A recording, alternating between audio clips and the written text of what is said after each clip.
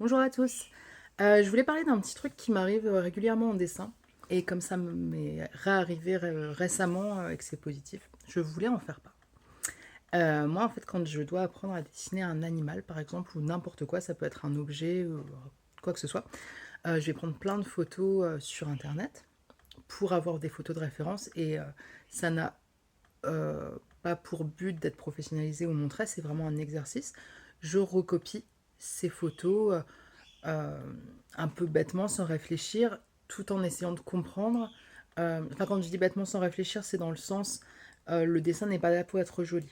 Par contre, j'essaye vraiment, en faisant cet exercice, de comprendre comment l'animal bouge, comment il se déplace, comment sont faites ses articulations, comment sont faites ses pattes, ses griffes, etc. etc. Et du coup, je prends plein de photos différentes sous différents angles pour essayer de comprendre tout ça. Jusque-là, tout va bien, c'est un exercice assez classique. Moi, à chaque fois, je compare ça à quand on apprend une langue étrangère, c'est comme quand on se fait une liste de vocabulaire pour essayer d'apprendre des mots, en fait, tout simplement. Donc, ou quand certaines personnes aussi, il y en a qui, quand ils apprennent une leçon, ont besoin de l'écrire et ça rentre mieux dans la tête, ben, c'est un petit peu le même principe. Voilà, donc jusqu'à là, tout va bien, c'est un conseil que je donne très souvent, donc si vous le connaissiez pas et que ça vous aide, tant mieux. Mais c'est pas là où je voulais en venir. En fait, c'est que je me suis rendu compte que quand je fais cet exercice, je, je trouve une certaine empathie avec le modèle. C'est-à-dire que d'un coup, je me mets à mieux le comprendre et du coup, plus l'aimer. Donc, on dirait quasiment une leçon sur, sur l'acceptation de l'autre, sur l'antiracisme, etc. C'est pas mal, du coup. On voit ça parfois dans des dessins animés de dire quand on rejette quelque chose, c'est juste qu'on ne le connaît pas ou qu'on ne le comprend pas. Et ben, c'est plutôt vrai, moi, je trouve. Et, euh, et du coup, ça m'est arrivé plein de fois de dessiner un animal. J'avais pas forcément quelque chose contre cet animal, mais je avoue que je m'en fichais un petit peu.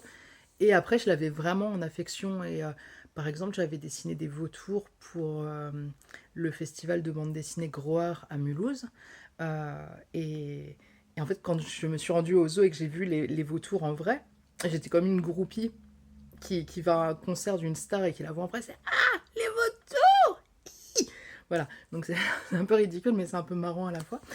Et du coup, ça m'a fait ça avec plein d'animaux. Et le truc, c'est que ça fait ça pas qu'avec les animaux. Du coup, euh, par exemple, quand je vais devoir dessiner une personne, donc, par exemple, j'ai fait pas mal de collectifs BD sur la musique. Donc, il y avait les membres du groupe Queen, où il y avait Amy Winehouse. Je sais que maintenant, je leur porte vraiment une affection que je n'avais pas avant pour eux. Et en plus, comme je connais leurs traits de visage, parce que je les ai beaucoup regardés, ça fait un truc un peu différent. J'ai un peu l'impression. C'est bizarre, c'est pas comme si je les connaissais. Je sais pas comment dire, mais en tout cas, voilà, il y a un truc qui me parle plus. Et d'ailleurs, à chaque fois, je dis, moi, petit aparté, il faut vraiment pas que je dessine quelqu'un que je déteste ou que j'ai en mépris. Par exemple, à l'époque, mon exemple, c'était faudrait surtout pas que je dessine Jean-Marie Le Pen. Bon, maintenant, il est plus là, mais ses idées restent, donc attention. Comme ça, vous connaissez mon avis sur le RN et le racisme et toutes ces petites choses sympathiques. Et donc voilà, il y a tout ça, c'est ce côté affection ou empathie qui peut se créer quand on dessine beaucoup quelque chose. Et au-delà de ça, en fait, je pense, j'ai l'impression que quand on se met à dessiner quelque chose, du coup, on le comprend mieux, on se l'approprie. Et ben, c'est ce que je disais un peu plus tôt, c'est qu'en fait, quand on comprend mieux quelque chose, on en a moins peur. Et là, je vais rentrer dans une petite anecdote très personnelle, donc je préviens, attention, ça peut perturber, choquer, donc un peu attention. Coupez peut-être la vidéo maintenant si vous êtes sensible à un certain nombre de sujets, par exemple mot-clé agression. Euh, il y a pas mal d'années maintenant, en 2016, donc j'ai vécu en Guyane en 2016, et j'avais profité de vivre là-bas pour passer un moment au Brésil, parce que c'était juste à côté. Et en fait, j'ai subi ce qu'on pourrait qualifier d'agression sur place euh, par un jeune touriste argentin en vacances. C'était pour préciser que c'est pas le Brésil en soi qui était dangereux dans ce contexte. Euh, et en fait, bah, ça a laissé des séquelles, ce petit moment sympa. Euh, et du coup, suite à ça, comme beaucoup de victimes, il m'est réarrivé d'autres trucs.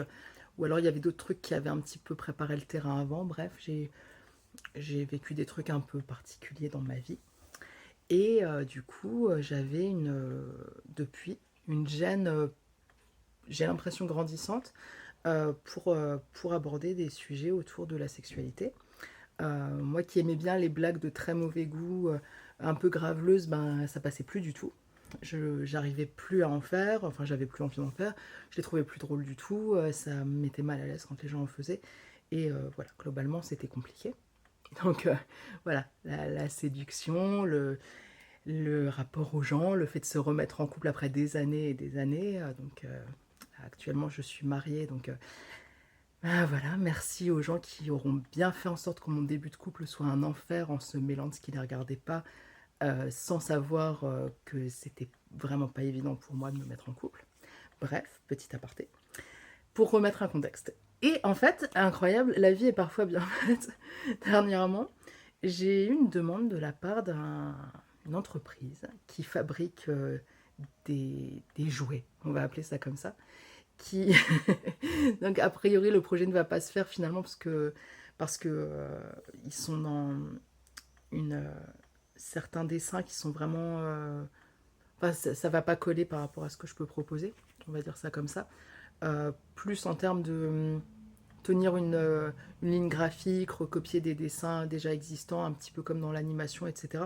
Donc pour ces raisons-là, ça va potentiellement pas se faire. Mais en fait, je me suis retrouvée à être en contact avec eux et à ce qu'ils me disent, est-ce que tu peux nous envoyer un portfolio de dessins érotiques? Moi, j'étais bien emmerdée parce que en fait, j'en avais pas. Ça m'est arrivé d'en faire, mais c'était surtout pour dans des festivals, des gens qui me demandent, et du coup, moi, je les revois jamais, ces dessins-là. Euh, et du coup, ben, pas le choix, quoi. J'ai dû me retrouver à dessiner, je sais pas, une dizaine de croquis et d'illustrations en noir et blanc, très érotiques, je dirais. Enfin, ça va plus loin que de l'érotisme, hein, mais enfin, voilà, très cru. Et ben en fait, c'était très étrange parce que ça m'a vachement fait marrer de faire ça. Je m'y attendais pas du tout.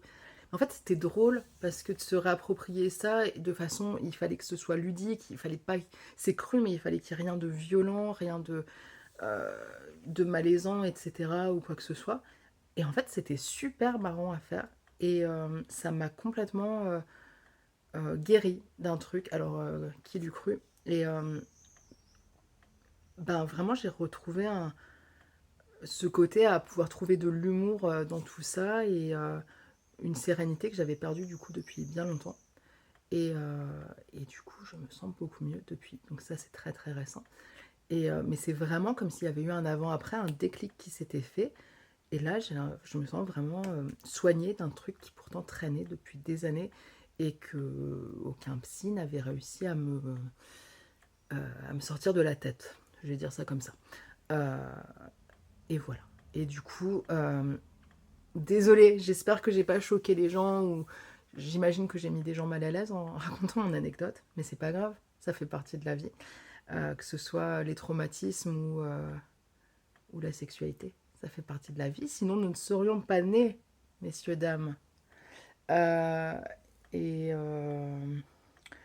voilà, c'était juste en fait une piste pour dire, là, moi mon exemple c'est celui qu'il est, mais pour dire que je pense, j'ai l'impression que si on a vécu un traumatisme ou qu'on a une phobie quelconque, peu importe si on sait d'où elle vient ou pas, je pense que si on...